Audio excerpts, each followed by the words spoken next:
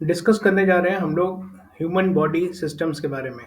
हमारी human body में बहुत सारे सिस्टम्स होते हैं जो फंक्शन करवाते हैं। ह्यूमन बॉडी जिसके बेसिस पे फंक्शन करती है, हम जो लाइफ जी रहे हैं, जो भी उसमें बॉडी में काम हो रहे हैं वो ह्यूमन बॉडी सिस्टम्स ही करा रहे हैं। तो वैसे तो ये बहुत बड़ा टॉपिक है, बहुत वास्ट टॉपिक है, लेकिन फिलहाल आप लोगों को जस्ट इंट्रोडक्शन के लिए मैं कुछ basic systems of human body के बारे में बता दूंगा।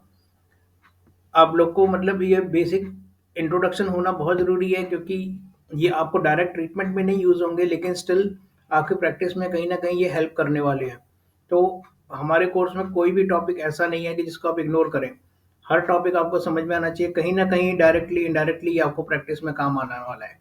तो प्लीज़ आप इन सारी वीडियोस को ध्यान से देखें। फिलहाल हम लोग जो बेसिक टाइप ऑफ सिस्टम्स की बात कर रहे हैं, उसमें पहला आता है सर्कुलेटरी सिस्टम, जो कि हमारी ब्लड सर्कुलेशन कैसे होती है, कहाँ कहाँ जाती है, उसके बारे में बात करेंगे। डाइजेस्टिव सिस्टम, जो हम खाते पीते हैं वो कैसे अब्जॉर्ब होता है। रेस्पिरेटरी सिस्टम, हमारा जो ब्रीदिंग पैटर्न है।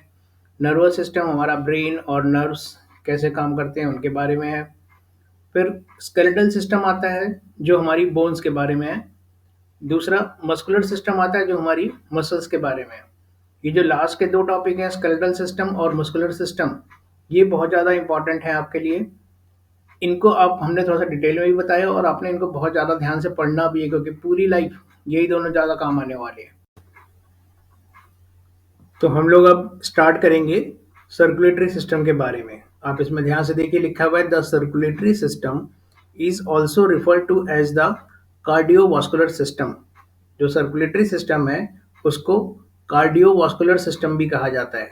कार्डियो वर्ड जहाँ आ गया उसका मतलब हो गया हार्ट, और वास्कुलर जहाँ पे आ गया उसका मतलब हो गया ब्लड वेसल, यानी कि हार्ट और ब्लड वेसल को मिलाकर बनने वाला सिस्टम जो है वो कार्डियोवास्कुलर सिस्टम होता है। अब इस सिस्टम में होता है क्या है कि जो हार्ट है वो ब्लड को पंप करता है, एक तरीके से मोटर वाला काम करता है।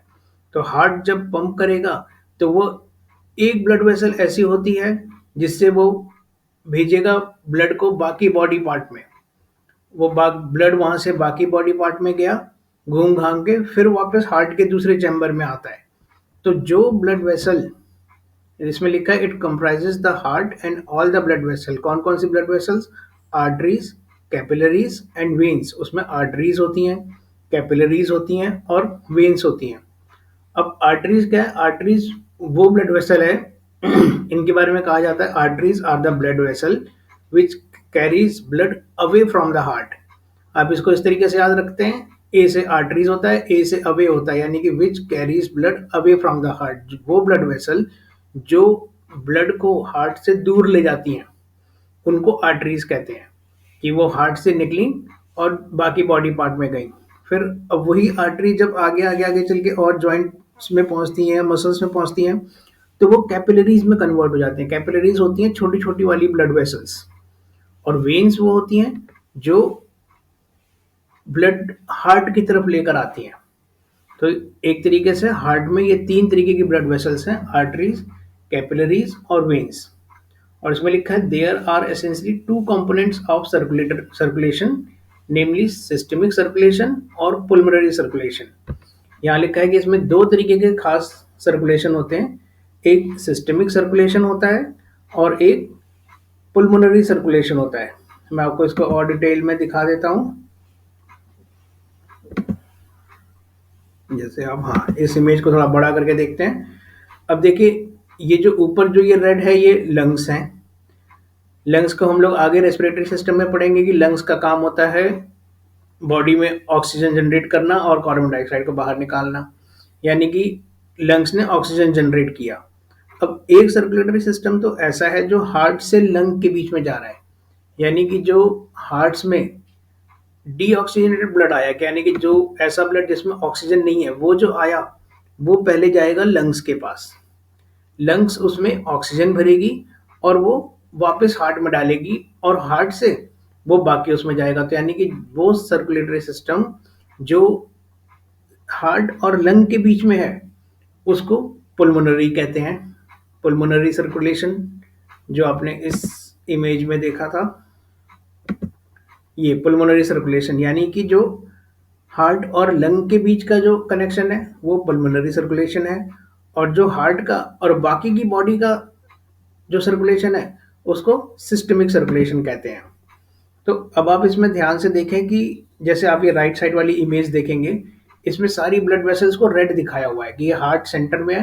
हार्ट से वो नीचे इस हाथ में गई, नीचे लेग्स में गई, ये आर्टरीज हैं। ये सारी वो हैं जो ऑक्सीजनेटेड ब्लड को कैरी कर रही हैं। और ये जो आपकी लेफ्ट साइड वाली इमेज है, ये सारी ब्लू है, ये वेन्स हैं। यानी कि डीऑक्सीनेटेड ब्लड को, यानी कि बाकी के बॉडी से जो डीऑक्सीनेटेड ब्लड है वो सारा हार्ट में लेकर आ रही है। और हार्ट में आने के बाद ये सब जो ये वेन्स, समझ लीजिए वेन्स ने डीऑक्सीनेटेड ब्लड लिया, हार्ट में डाला, हार्ट ने उसको पंप कर दिया लंग्स की तरफ। अब लंग्स ने क्या किया, उसको कन्वर्ट किया, कार्बन डाइऑक्साइड लिया, ऑक्सीजन डाला और वो वापस हार्ट में डाल दिया। तो ये जो रेड वाली है ये आर्टरी हैं, ये ऑक्सीजनेटेड ब्लड कैरी कर रही हैं। और जो दूसरी वाली ब्लू है ये वेन्स है जो डीऑक्सीजनेटेड ब्लड कैरी कर रही हैं। तो ये हमारा सिंपल सर्कुलेटरी सिस्टम हो गया हार्ट का और बाकी बॉडी पार्ट का। इसका मैं आपको एक छोटी इमेज और दिखा देता हूँ, इससे भी आप थोड़ा सा आइडिया ले सकते हैं। ऊपर ये दोनों लंग्स हैं, पुल्मोनरी सर्कुलेशन दिखा दिया, और नीचे सिस्टमिक सर्कुलेशन दिखा दिया, ये हार्ट है। अब जो आप यहाँ से देखें, ये जो नीचे नीचे जो लाइंस दिख रही हैं ये कैपिलरीज हैं। ये कैपिलरीज लिखा हुआ है, छोटी छोटी ब्लड वेसल। ये समझ लीजिए कि ये बॉडी के किसी भी पार्ट में गई, मान लीजिए ये पैर की थाई के एरिया में गई, वहां पर जाके ये डिवाइड हो गई। अब वहां पे जो जो डीऑक्सीजनेटेड ब्लड था जिसमें ऑक्सीजन नहीं है वो सारा यहाँ से कैरी हुआ, इस एरो के थ्रू आया, हार्ट के राइट साइड में घुस गया। वहां से हार्ट ने पंप किया, एक चीज होती है पुल्मोनरी आर्टरी, पुल्मोनरी आर्टरी के थ्रू वो लंग्स में गया। और लंग्स ने क्या किया, उसको कार्बन डाइऑक्साइड लिया, ऑक्सीजन, ये ब्लू वेन को रेड आर्टरी में कन्वर्ट कर दिया। अब ये हो गई पुल्मोनरी आर्टरी। अब ये इसने क्या नाम से हार्ट में डाला, और हार्ट से जो बाकी की है इसको आयोटा कहते हैं, और जो है ये वापस यहाँ आ गई। तो एक तरीके से ये पूरा सर्कुलेशन एज इट इज चलता रहता है कि डीऑक्सीनेटेड ब्लड हार्ट में गया, हार्ट से लंग में गया, वहां से ऑक्सीजन लिया, घूम घाम के फिर बॉडी में आ गया। ये सेम सर्कुलेशन चलता रहता है। तो ये इसीलिए हमारी बॉडी का सर्कुलेशन सिस्टम है। अब हमारा टॉपिक आ रहा है ह्यूमन रेस्पिरेटरी सिस्टम के बारे में। रेस्पिरेटरी सिस्टम, जैसे मैंने आपको बताया था कि हमारी जो ब्रीदिंग पैटर्न है उसमें हेल्प करता है। जो हम सांस लेते हैं, ब्रीदिंग होती है, सांस अंदर लेना बाहर छोड़ना, वो रेस्पिरेटरी सिस्टम का काम है। सबसे पहले हम बात कर लेते हैं रेस्पिरेटरी सिस्टम के पार्ट्स के बारे में। तो आप यहाँ पे नंबर 1 पे देखेंगे, जो इमेज पे 1 लिखा हुआ है वो नेजल कैविटी है। जो हमारी नाक होती है, नाक की जो कैविटी है वो नेजल कैविटी हुई। फिर उसके बाद आता है फेरिंग्स, फिर आता है लैरिंग्स, नंबर 3 पे लैरिंग्स है। उसके बाद नंबर 4 पे ट्रैकिया आता है। अब यहाँ पे आपको थोड़ा सा समझना जरूरी है कि जब आप सांस लेते हैं वो डायरेक्ट ये जो 4 नंबर पे ट्रैकिया है वो उसी में जानी चाहिए, वो पेट में नहीं जानी चाहिए। और जो आप खाना खाते हैं वो आपका लंग्स में नहीं जाना चाहिए। तो ये जो 2 नंबर पे फेरिंग्स है वो ये एक तरीके का गाइड वाला काम करता है कि जो अगर आप सांस ले रहे हैं तो वो लेरिंग्स से होते हुए ट्रैकिया में जाएगी, और अगर आप खाना खा रहे हैं तो वो आपका ईसोफेगस फूड पाइप होता है जो हम डाइजेस्टिव सिस्टम में पढ़ेंगे उसमें जाएगा। तो फेरिंग्स का एक इम्पॉर्टेंट फंक्शन, मतलब आप इसको एक तरीके का ढक्कन टाइप समझ सकते हैं कि अगर सांस आ रही है तो वो फूड पाइप को ब्लॉक कर देगा, खाना आ रहा है तो विंड पाइप को ब्लॉक कर देगा। ये इसका मेन फंक्शन होता है।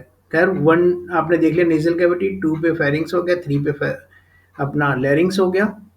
और लैरिंग्स बेसिकली साउंड बॉक्स भी होता है, जो हमारी आवाज़ है वो यहाँ से क्रिएट होती है लैरिंग्स से। फिर नेक्स्ट स्टेप ट्रैकिया, जिसको आप कॉमनली विंड पाइप भी कहते हैं। ट्रैकिया के बाद आप देखेंगे ये नीचे गया और 2 पार्ट में डिवाइड हो गया।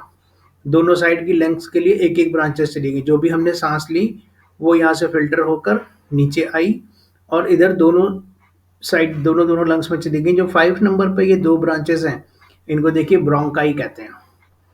तो ये सिंगुलर इसका ब्रोंकस है, तो ये दोनों प्लूरल है इसलिए ब्रोंकाई लिखा हुआ है। तो ये दोनों ब्रोंकाई में कन्वर्ट होगा, और ये ब्रोंकाई जो है ये दोनों साइड की लंग्स में चले जाते हैं। जो 6 नंबर पे ये लंग्स है जो रेड रेड दोनों साइड की दिख रही है आपको ब्राउन, तो और लंग्स में जाने के बाद क्या होता है, ये अब 7 नंबर जो छोटा बॉक्स है, ये बेसिकली इस अंदर के ब्रोंकस का जो जंक्शन है वो दिखाया हुआ है कि वो अंदर जाके फर्दर छोटे छोटे छोटे पार्ट्स में डिवाइड हो जाता है। इससे क्या होता है कि जो लंग्स का सरफेस एरिया है वो बढ़ जाता है। कि देखने में तो एक लंग्स छोटी सी चीज है, लेकिन वो अंदर ही अंदर अंदर अंदर बहुत बड़ा, जैसे बहुत सारी ब्लड वेसल को अपने अंदर कैप्चर कर सके। क्यों करे वो, आपने भी सर्कुलेटरी सिस्टम में जैसे पढ़ा, आप यहाँ देखेंगे नीचे 8 नंबर पे हार्ट दिया हुआ है। हार्ट ने क्या किया, डीऑक्सीजनेटेड ब्लड छोड़ा। बेसिकली दोनों लंग्स में दे रहा है, इमेज में ऐसे दिखाया हुआ है। यानी कि ये डीऑक्सीजनेटेड ब्लड दोनों साइड के लंग्स में गए और ऑक्सीजनेटेड ब्लड वापस आया, जो आपने सर्कुलेटरी सिस्टम में पढ़ा था। तो एक तरीके से सर्कुलेटरी सिस्टम और रेस्पिरेटरी सिस्टम आपस में कॉम्बिनेशन होते हैं। खाली रेस्पिरेटरी सिस्टम की बात करें तो जो हमने सांस ली और वो अंदर गई ब्रोंकाई के थ्रू लंग्स में, और लंग्स में क्या हुआ, ट्रांसफर हुआ एक, कि जो ऑक्सीजन आया था बाहर से वो ब्लड में गया, और जो ब्लड का कार्बन डाइऑक्साइड था वो वापस सांस के रास्ते बाहर चला गया। यानी कि जो हम एक्सेल करते हैं वो कार्बन डाइऑक्साइड एक्सेल कर रहे हैं, इनहेल हमने ऑक्सीजन किया, ऑक्सीजन लेते हैं, कार्बन डाइऑक्साइड एक्सेल करते हैं, सभी को मालूम है। तो ये हमारा एक बेसिक इंट्रोडक्शन हो गया है ह्यूमन रेस्पिरेटरी सिस्टम का।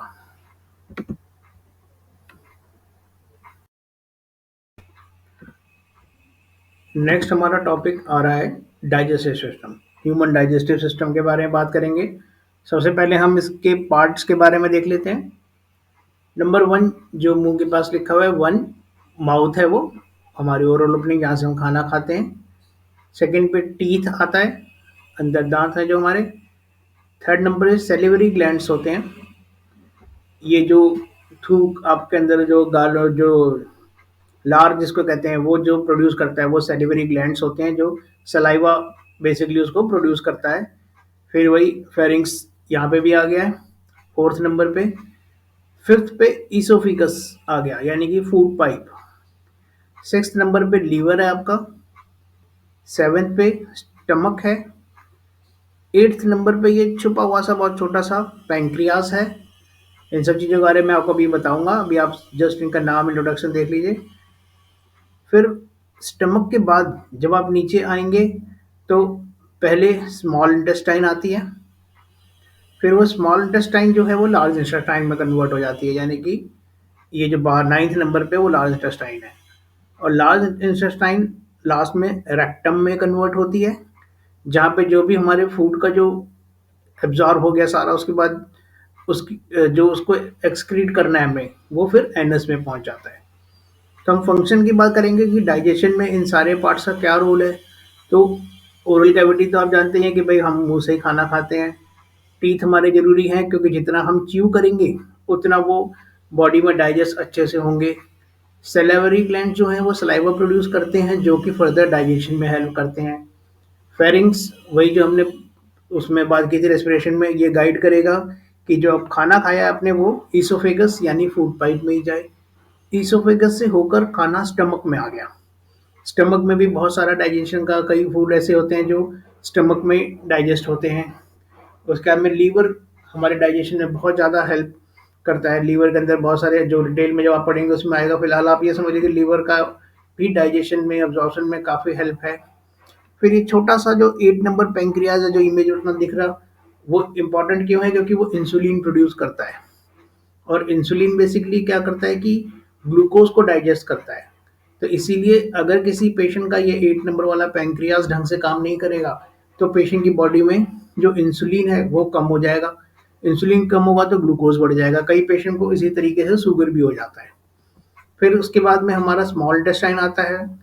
कुछ खाना देखिए हमारा ओरल कैविटी में डाइजेस्ट हो गया, कुछ हमारा स्टमक में हो गया, कुछ जो लीवर ने ग्रैंड बाइल प्रोड्यूस किया उससे डाइजेस्ट हो गया।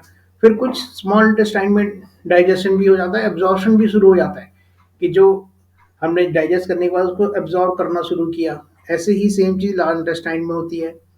फिर रेक्टम में पहुंचकर ये शुरू हो जाता है कि जो वेस्ट मटेरियल है वो प्रोड्यूस करना है, कि अब बाकी हमने सब कुछ डाइजेस्ट कर लिया, एब्जॉर्ब कर लिया, और अब हमें उसको निकालना है, तो वो एनएस के थ्रू होकर हम बाहर निकाल देते हैं। तो ये हमारा एक बेसिक इंट्रोडक्शन है डाइजेस्टिव सिस्टम का। आप इस चीज़ को थोड़ा सा रिपीटेडली बार बार देखें, तभी आपको ये ढंग से याद होगा। और इसको आप टेक्निकली जितना समझेंगे उतना, क्योंकि आपको आगे चल के बहुत सारे पेशेंट ऐसे मिलने वाले हैं कि जो इसमें लीवर की प्रॉब्लम वाले भी होंगे, कई और इंटेस्टाइन की सर्जरी वाले भी होंगे। तो आपको एक बेसिक इन सब का स्ट्रक्चर सही से पता होना चाहिए। मान लीजिए आप कोई पेशेंट देखने जा रहे हैं, पेशेंट का उसमें आ गया कि भाई आपकी स्मॉल इंटेस्टाइन रिमूव्ड है या आपका ये सर्जरी है, तो आपको वो सारी चीज़ें, कोई पेशेंट का स्टमक भी रिड्यूस्ड होता है, तो उसका फिर क्या फ़र्क पड़ता है वो आपको पता होना चाहिए। तो ये हमारा हो गया circulatory system, respiratory system, digestive system. बाकी हमारे 3 सिस्टम बचे हैं, स्केलेटल सिस्टम, मस्कुलर सिस्टम और नर्वस सिस्टम। वो हम अगली क्लास में कवर करेंगे और उसको बार-बार रिपीट करेंगे। स्पेशली जो स्केलेटल और मस्कुलर सिस्टम है, वो मैं आपको पहले ही बोल रहा हूँ, और वीडियो का लिंक ऑलरेडी यूट्यूब चैनल पे है। तो मेरा सजेशन है कि बोन्स के नाम, मसल्स के नाम आप अभी से रिवाइज़ करना शुरू कर दें। उससे आपको, क्योंकि सबसे ज़्यादा टाइम आपको इसी में लगेगा, और क्लिनिकल प्रैक्टिस में बोन्स के नाम आपको अच्छे तरीके से बाय हार्ट याद होने चाहिए। उसको कैसे प्रोनाउंस करते हैं, कैसे उसका नाम लेते हैं, उच्चारण कैसे करते हैं, वो आपको क्लियर होना चाहिए।